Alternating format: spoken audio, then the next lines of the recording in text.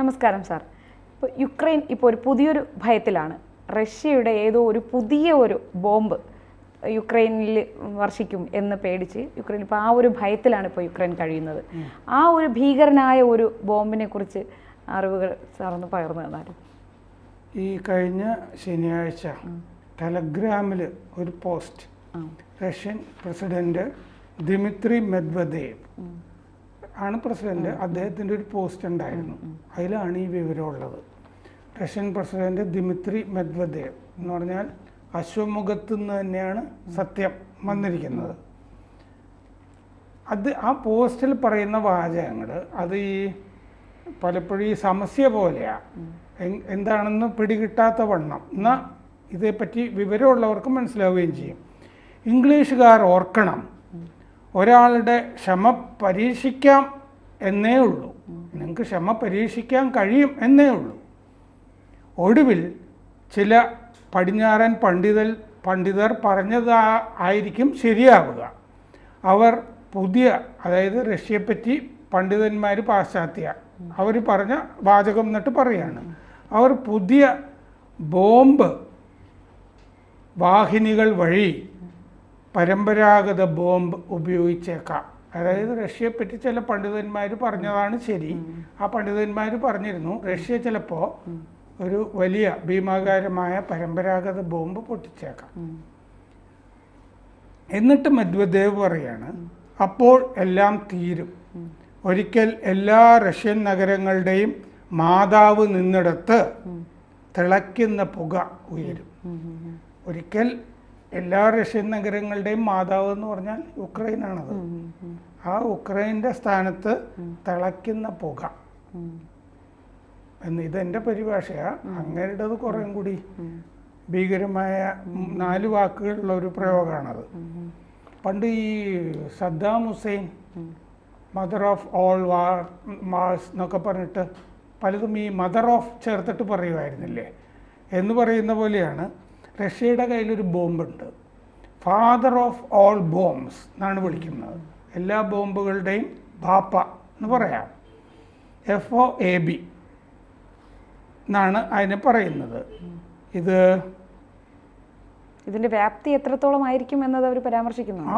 FOAB ഇതിന് ATBIP എന്നും പറയും. Aviation thermo baric bomb of increased power എന്നാണ് പറയുന്നത്. ഇതിനെ FOAB എന്ന് പറയുന്നത് ഫാദർ ഓഫ് ഓൾ ബോംബ്സ്, അതാണ് FOAB ഷോർട്ട് ഫോം. ഈ ബോംബിൻ്റെ പേര് ഹെവിയസ്റ്റ് കൺവെൻഷണൽ ബോംബ്, അതായത് പരമ്പരാഗത ബോംബുകളിലെ ഏറ്റവും ഭീമാകാരമായ ബോംബാണ് ഇത്. ഇത് മറ്റേ കണ്ണൂരൊക്കെ മാർക്സിസ്റ്റുകളൊക്കെ ഉണ്ടാക്കുന്ന ബോംബൊക്കെ ചെറുതല്ലേ, ഇത് ഒക്കെ അതിൻ്റെയൊക്കെ ബാപ്പയായിട്ട് വരും. 7100 കിലോ ആണ് ഇതിൻ്റെ ഭാരം. ഈ ബോംബിൻ്റെ ഇതിൽ 44 ടൺ TNT ഉണ്ടല്ലോ, സ്ഫോടക വസ്തു, അത്രയും ഇതിൻ്റെ അകത്ത് ഉണ്ടാവും. തെർമോ ബാറിക് എക്സ്പ്ലോസീവ് എന്ന് പറയുന്നുണ്ട്. ഇതിൽ ഈ തെർമോ ബാറിക് എന്ന് പറഞ്ഞത് പ്രയോഗം എന്താണെന്ന് വെച്ചാൽ, ഈ ബോംബ് വായുവിൽ വെച്ച് തന്നെ പൊട്ടും. സാധാരണ ബോംബ് താഴേക്ക് എവിടെ ഇടിച്ചിട്ടോ ഒക്കെ ആണല്ലോ.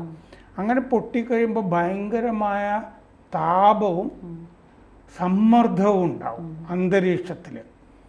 അതുകൊണ്ട് വലിയ ഡാമേജ് ഉണ്ടാവും. ഇത് മുകളിൽ തന്നെ ഇരുന്നിട്ട് വലിയ സമ്മർദ്ദം വന്നിട്ട് കെട്ടിടങ്ങളൊക്കെ തകർന്ന് തരിപ്പണമായി പോവാം. എന്തൊക്കെ ഉണ്ടോ അതൊക്കെ തകർന്ന് തരിപ്പണം ആയി പോവാം. അപ്പോൾ അത് കഴിഞ്ഞിട്ടാണല്ലോ താഴേക്ക് വന്നു പതിച്ചിട്ട് വീണ്ടും നാശനഷ്ടങ്ങളൊക്കെ ഉണ്ടാവുന്നത്. അങ്ങനെയാണ് ഇതിൻ്റെ പരിപാടി. വലിയ ഡാമേജ് ആയിരിക്കും ഈ ബോംബ് കൊണ്ട് ഉണ്ടാവുന്നത്. പക്ഷേ എന്താ വ്യത്യാസം എന്ന് വെച്ചാൽ, ആണവ ബോംബാവുമ്പോൾ ഈ വികിരണങ്ങളൊക്കെ വന്നിട്ട് കാലാകാലത്തേക്ക് തലമുറകളോളം അത് ബാധിക്കും. ആ സംഗതി ഇതിൻ്റെ അകത്തില്ല. നിലവിലുള്ളതിനെ നശിപ്പിക്കുക എന്ന് പറഞ്ഞാൽ യുക്രൈനെ മൊത്തം നശിപ്പിക്കാൻ കഴിയുന്ന തരം ബോംബാണിത് എന്നുള്ളതാണ് അദ്ദേഹം പറഞ്ഞതിൻ്റെ അർത്ഥം. എന്നിട്ട് വലിയ തരംഗം പോലെയൊക്കെ, ഈ അലമാലകളുടെ തരംഗം പോലെയൊക്കെ ഭൂമിയിൽ ഉണ്ടാവും. ഇത് സോഫ്റ്റ് ടാർഗറ്റ് ആയാലും കൊള്ളാം, ഹാർഡ് ടാർഗറ്റ് ആയാലും കൊള്ളാം. എന്ന് പറഞ്ഞാൽ എല്ലാ തരം ലക്ഷ്യസ്ഥാനങ്ങളെയും ഇത് തകർത്തിരിക്കും. 2007 ഇങ്ങനൊരു ബോംബുള്ള കാര്യം റഷ്യ പരസ്യപ്പെടുത്തിയിരുന്നത്. അപ്പോൾ അമേരിക്കയുടെ ഒരു ബോംബുണ്ട്, ഇത് ഫാദർ ഓഫ് ഓൾ ബോംബ്സ് ആണല്ലോ. അമേരിക്കയുടെ കയ്യിൽ MOAB ഉണ്ട്, മദർ ഓഫ് ഓൾ ബോംബ്സ് എന്ന് പറയുന്നത്. മാസീവ് ഓർഡിനൻസ് എയർ ബ്ലാസ്റ്റ് എന്ന് പറയുന്നതാണത്. മാസീവ് ഓർഡിനൻസ് എയർ ബ്ലാസ്റ്റ്, അതാണ് MOAB, mother of all bombs. അമേരിക്കയുടെ കയ്യിലുണ്ടത്. ബോംബുകളുടെ അച്ഛനും അമ്മയും ഇപ്പൊ അമേരിക്കയും റഷ്യയും കൈയടക്കി. അതെ, അപ്പോൾ മദർ ഓഫ് ഓൾ ബോംബ്സ് അതിന് പകരം വീട്ടാൻ വേണ്ടിയിട്ടാണ് ഇവർ ഈ ഫാദറിനെ ഉണ്ടാക്കിയത്. അപ്പോൾ റഷ്യയുടെ ബോംബർ വിമാന വ്യൂഹം, ബോംബേഴ്സ് എന്ന് പറഞ്ഞാൽ ബോമർ എന്നാണ് ശരിക്കും അതിൻ്റെ പ്രൊനൗൺസിയേഷൻ ഇംഗ്ലീഷിൽ. നമ്മൾ ബോംബറുകൾ എന്നല്ലേ എഴുതുക പത്രത്തിൽ, അതുകൊണ്ട് അങ്ങനെ പറയാം. അത് അങ്ങനെ വിമാനങ്ങളുടെ ഒരു ഫ്ലീറ്റ് ഉണ്ട്, വിമാന വ്യൂഹം, ബോംബറുകളുടെ. ഇങ്ങനത്തെ ബോംബ് കൊണ്ട് വർഷിക്കാൻ വേണ്ടിയിട്ടുള്ള വിമാനങ്ങൾ. അതിൽ TU-22M3 back fire, TU-95MS bear H, TU-160 ഈ വിമാനങ്ങൾക്ക് മാത്രമേ ഈ ബോംബ് വഹിച്ചു കൊണ്ടുപോയിട്ട് വർഷിക്കാൻ കഴിയും ഈ യുക്രൈൻ്റെ മുകളിൽ. എന്ന് പറഞ്ഞാൽ അതിന് പറ്റിയ 3-4 ബോംബറുകൾ അവരുടെ കയ്യിലുണ്ട്. അപ്പോൾ ഈ use of new delivery vehicle എന്ന മെദ്വദേവിൻ്റെ, ഞാനൊരു മറ്റേ ബോംബ് വാഹിനി എന്ന് പറഞ്ഞില്ലേ, അത് ഇതാണ് ഈ ന്യൂ ഡെലിവറിങ് വെഹിക്കിൾ എന്ന് പറഞ്ഞാൽ ഇത് കൊണ്ടുപോകാനും പുതിയ, ചിലപ്പോൾ ഈ ബോംബറുകളല്ലാത്തൊരു സംവിധാനം, അതാണ് ന്യൂ ഡെലിവറി വെഹിക്കിൾ എന്ന് ഈ റഷ്യൻ പ്രസിഡന്റ് പറഞ്ഞത്. ഈ ബോംബറുകളല്ല എന്നുള്ളൊരർത്ഥം അതിൽ നിന്ന് എടുക്കാം. അങ്ങനെയാണെങ്കിലോ ഈ ബോംബ് കൊണ്ടുപോകുന്നത് എന്തായിരിക്കും? ബോംബറുകളല്ല, വിമാനങ്ങളല്ല എങ്കിൽ. അങ്ങനെയാണെങ്കിൽ അവരുടെ കയ്യിൽ മറ്റേ RS-28 സർമാത്ത് അല്ലെങ്കിൽ സാത്താൻ 2 എന്ന് പറയുന്ന മിസൈലുണ്ട്. ആ മിസൈലിൽ ഈ ബോംബ് ഘടിപ്പിച്ചിട്ട്, വാർഹെഡ് സ്ഫോടക വസ്തുവായിട്ട് ഈ ബോംബ് ഘടിപ്പിച്ചിട്ട് മിസൈൽ അയച്ചാലും മതി. ഭൂഖണ്ഡാന്തര ഇന്റർകോണ്ടിനെന്റൽ ബാലിസ്റ്റിക് മിസൈലാണ്. മിസൈൽ വിക്ഷേപിച്ചാൽ മതി ഈ ബോംബുമായിട്ട്. അങ്ങനെ ചെയ്യാം. അപ്പോൾ അതിന് സാധ്യത കൂടുതലാണ്. അയക്കുകയാണെങ്കിൽ അത് മിസൈലിലായിരിക്കും, വിമാനത്തിലായിരിക്കില്ല എന്ന് ഏതാണ്ട് ഉറപ്പാണ്. എന്തുകൊണ്ടാന്ന് വെച്ചാൽ ഭാരം കൂടുതലായതുകൊണ്ടാണോ? അല്ല, ആ ബോംബറുകൾ അമേരിക്കൻ പാട്രിയോട്ടിക് മിസൈൽ വിട്ടു കഴിഞ്ഞാൽ തകർന്നു പോകും. അതുകൊണ്ടാണ്. അപ്പോൾ അതുകൊണ്ട് മിസൈലിൽ, ഭൂഖണ്ഡാന്തര ബാലിസ്റ്റിക് മിസൈലിൽ മോസ്കോയിൽ നിന്ന് അയച്ചാൽ മതി. പക്ഷേ ആ മിസൈലിന് ഈ 44 ടൺ വഹിക്കാൻ പ്രയാസം വരും. അപ്പോൾ 10 ടൺ വഹിക്കാം ബോംബിന്.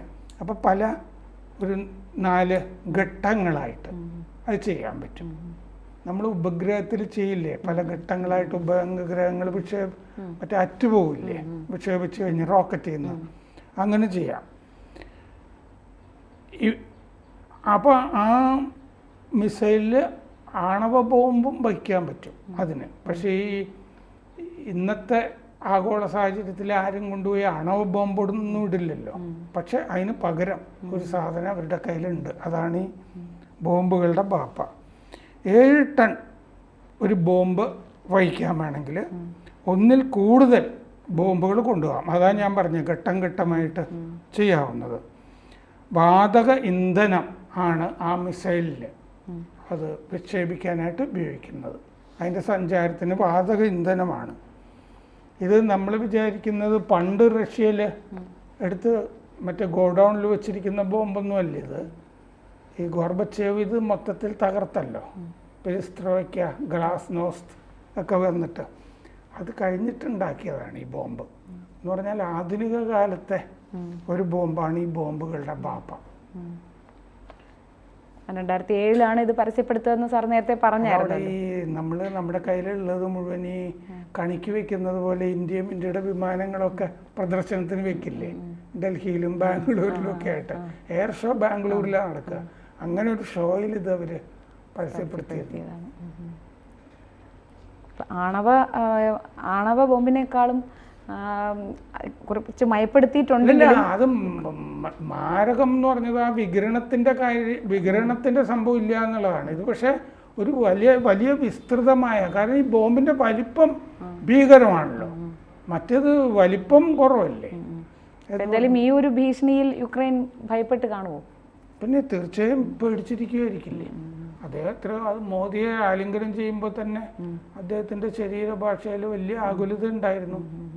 എങ്ങനെയെങ്കിലും ഇത് പേടിപ്പിക്കാനും പറയാം, ഇങ്ങനെ കുറച്ച് ദിവസം ഉറക്കം ഇല്ലാതിരുന്നോട്ടെ എന്ന് വിചാരിക്കാനും ഒക്കെ, പേടിപ്പിക്കാനും ഒക്കെ. ഇത് പേടിക്കുക എന്നുള്ളതാണല്ലോ പ്രധാനം, പേടിപ്പിച്ച് നിർത്തുക. അങ്ങനെയല്ല ഞാൻ പറയുന്നത്. ഇതിപ്പോൾ പ്രീതയ്ക്ക് പേടി ഉണ്ടെങ്കിലാണ് പ്രശ്നം, പേടി ഇല്ലെങ്കിൽ പിന്നെ നമുക്ക് എന്താ പ്രശ്നം?